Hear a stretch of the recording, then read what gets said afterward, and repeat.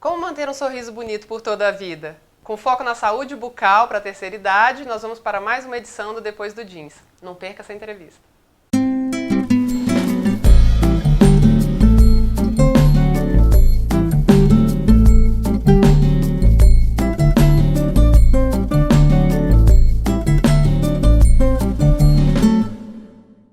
Vamos conversar hoje com o Dr. Eduardo Nascimento, dentista, especialista em cirurgia bucomaxilofacial, implantodontia e professor de pós-graduação. Doutor, obrigado pela sua presença. Eu que agradeço. Vamos conversar um pouquinho sobre o porquê da escolha do atendimento para essa população de idosos, né? Que é a sua clientela atual, né? E foi a sua escolha profissional. Sim. Como que surgiu isso? Eu, desde que me formei, né, há 20 anos atrás, eu sempre gostei de cuidar de pessoas, né? E o que eu observei durante a minha trajetória, né? Que às vezes tinha uma faixa etária que não era muito bem cuidada, que as pessoas não tinham tempo, que não tinham paciência e que muitas vezes não sabiam como intervir naquelas pessoas, porque elas são diferentes, né? Existe uma fisiologia diferente? Não só uma fisiologia, como uma capacidade intelectual, uma forma de pensar, uma forma como eles gostariam de ser tratados. Então, ou seja, é tudo diferente. Então, como eu comecei há 20 anos lá atrás, eu comecei a perceber que a forma que nós tratávamos agradava as pessoas mais velhas, né? Porque nós tínhamos paciência. Então, nós começamos a direcionar o tratamento para essa clientela. Então, fizemos uma primeira pós-graduação em cirurgia, depois em implantodontia, que entramos com a parte de recuperar os dentes perdidos. E existe, assim, uma diferença muito importante entre o paciente idoso e o paciente mais jovem em relação ao tratamento? Bom, em relação ao tratamento, sim. Da mesma forma que o paciente envelhece mudando a cor do cabelo, mudando, aparecendo as rugas, muitas vezes ficando mais curvado, mais fragilizado, os ossos da face também, eles sofrem alguma alteração. Os dentes, a parte da gengiva, a parte de salivação. Então você tem que observar que um mesmo procedimento realizado em um idoso, você faz o mesmo procedimento, acontece uma coisa num paciente jovem e acontece uma coisa diferente, uma resposta diferente num paciente idoso. Então a gente tem que ter muito mais cuidado com o idoso. Se a gente for pensar em problemas, né, nessa região da boca, assim, quais são os problemas mais frequentes no paciente idoso ou que começam a surgir a partir, né, dos 60 anos? O que eu observo é que a odontologia, dos 20 anos para cá, ela teve um grande avanço.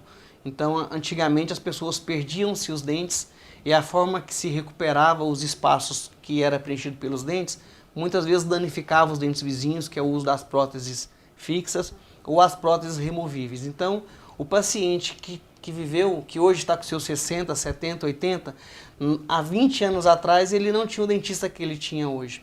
A prevenção ela é diferente. Então ele chegou hoje com 60, 70, 80 anos muito mutilado, com um grande número de ausência de dentes.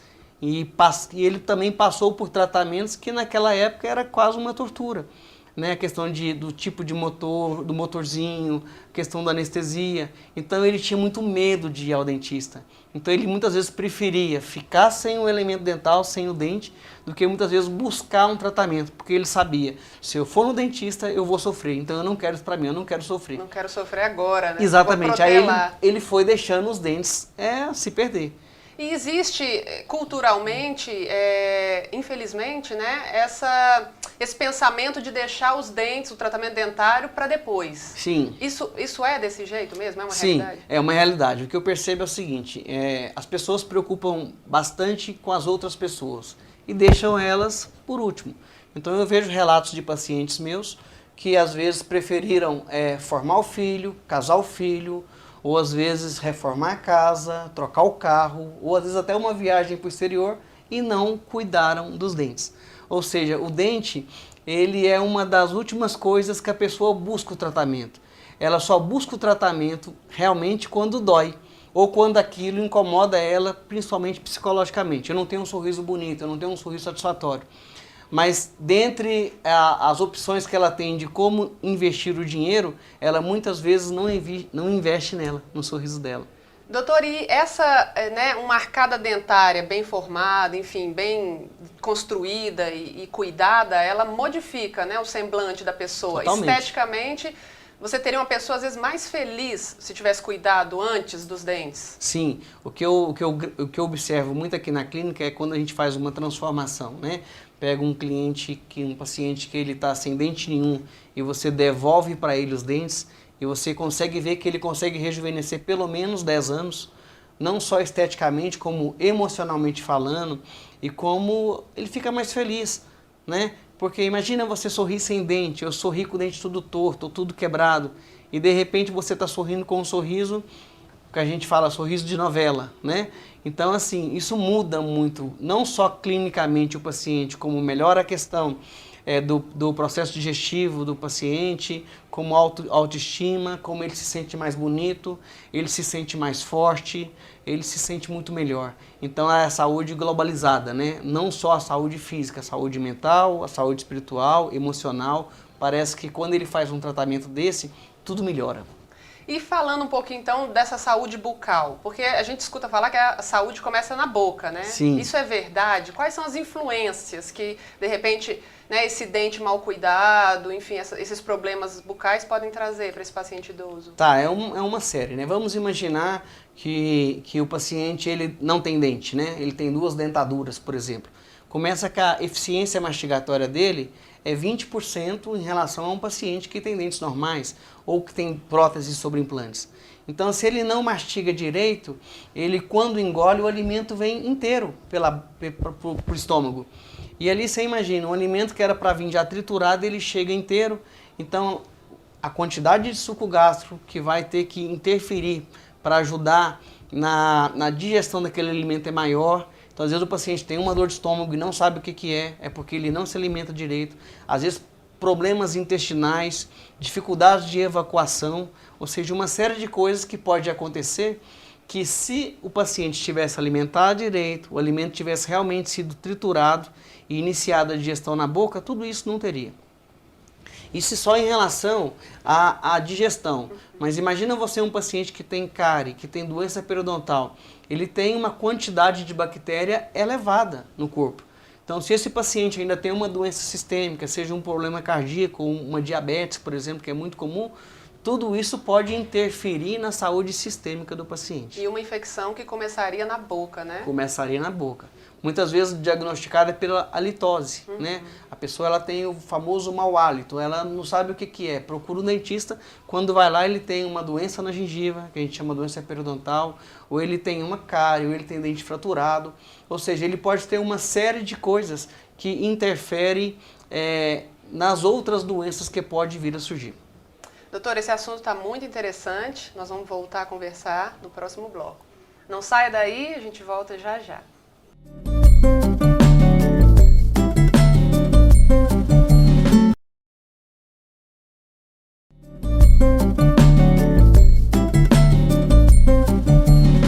Depois do Jeans volta falando de saúde bucal com o Dr. Eduardo Nascimento.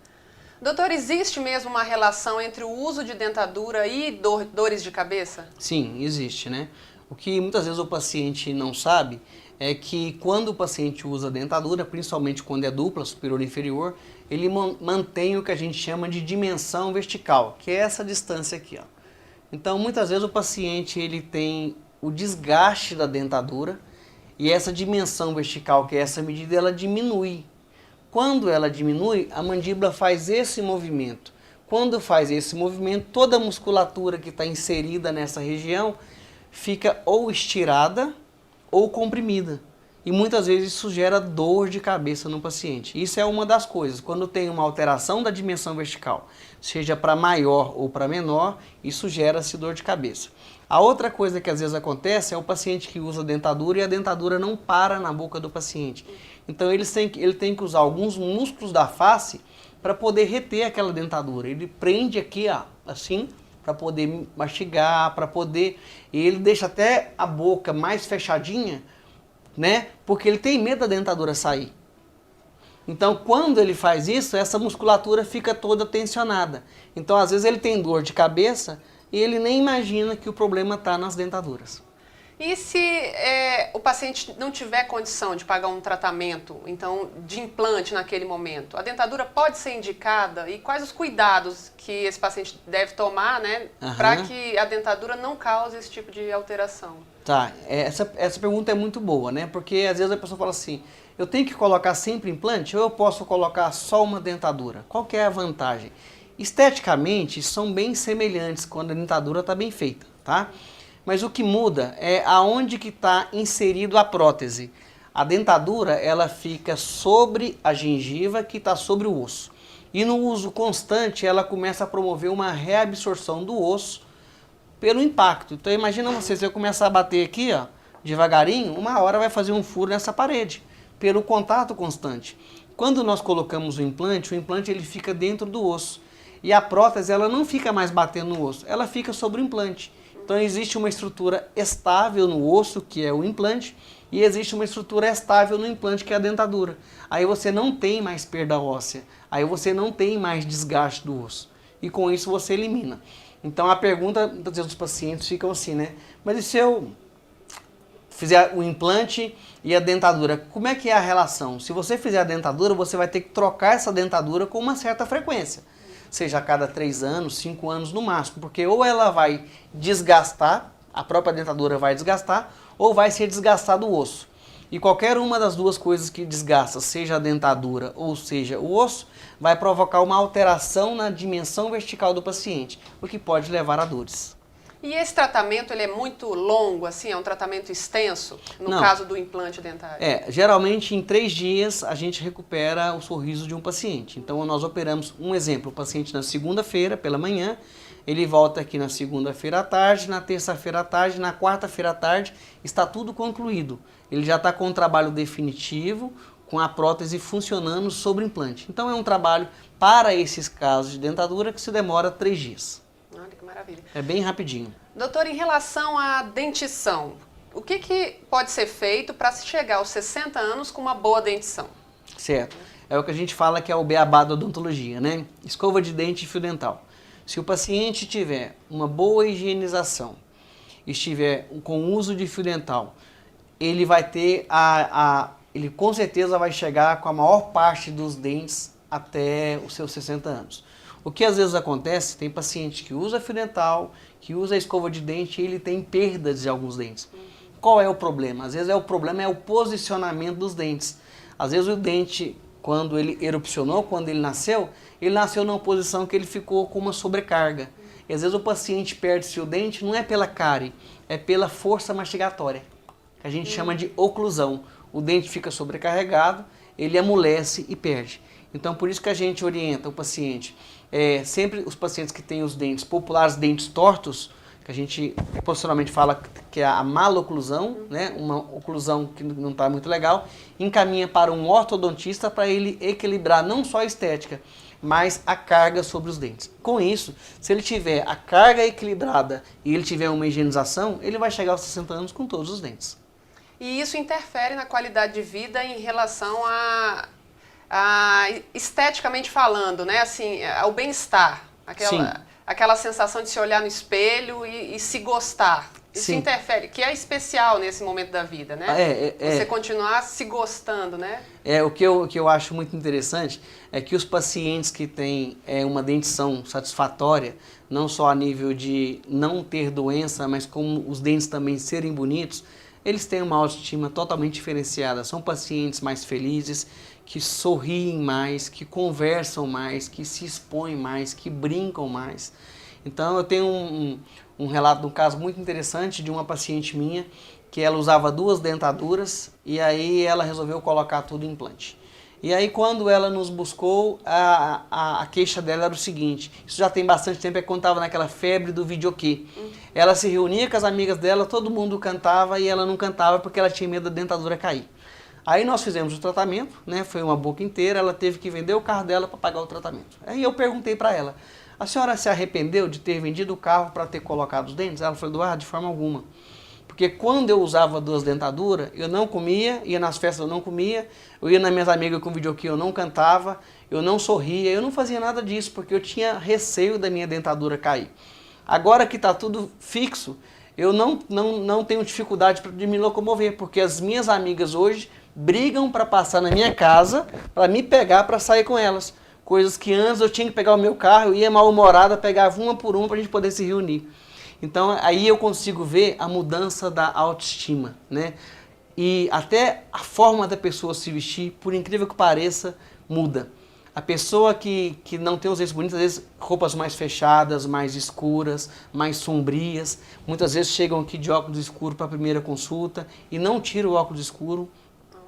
Quando você reveste o sorriso, que ela está sorrindo bonito, a pessoa mais do que nunca, principalmente a mulher, quer colocar um batom que chama atenção, ela quer sorrir, ela quer mostrar que algo mudou nela. Incrível. Muito, muito legal. Doutor, nós vamos de novo para um breve intervalo. A gente já volta para falar mais um pouquinho de saúde bucal. Fica aí.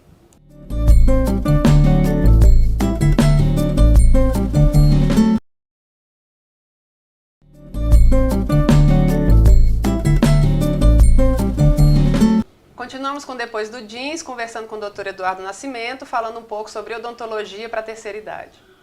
Doutor, antigamente existia um medo muito grande, né, de ir ao dentista. Hoje em dia isso mudou, hoje em dia é mais tranquilo uma visita ao dentista, especialmente nesses casos cirúrgicos, né, em que a pessoa vai ter que ser submetida aí a um procedimento um pouco mais invasivo. Certo. Qual que é o relato dos pacientes? O que eu percebo, eu estava conversando com alguns amigos meus recente e nós perguntamos entre a gente, né, o que mudou dos 20 anos, dos últimos 20 anos para cá na odontologia? A resposta foi tudo. Nós não fazemos mais nada do que fazíamos há 20 anos atrás. Nós não utilizamos nenhum material que se usava há 20 anos atrás. Tudo mudou. Eu vou dar um exemplo bem simples que é do conhecimento de todo mundo. Antigamente as restaurações eram cinzas, popular amálgama. Hoje em dia já não se trabalha mais com amálgama. Hoje em dia trabalha-se com resina. É um exemplo bastante simples, né? E assim vem, antigamente nós não usávamos o implante, hoje nós usamos o implante. E assim uma série de coisas.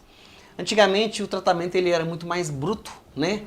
E o paciente sentia-se dor. Hoje em dia só sente dor se quiser, né? Porque hoje tem anestésicos potentes e tem como sedar os pacientes. Então, em procedimentos cirúrgicos, hoje em dia nós chamamos um médico anestesista na clínica, ele pega uma veiazinha do paciente, liga um soro, coloca-se algumas medicações, aquele paciente ele dorme, a gente trabalha e a hora que acorda está tudo pronto. O paciente nem sequer se lembra que esteve numa clínica odontológica.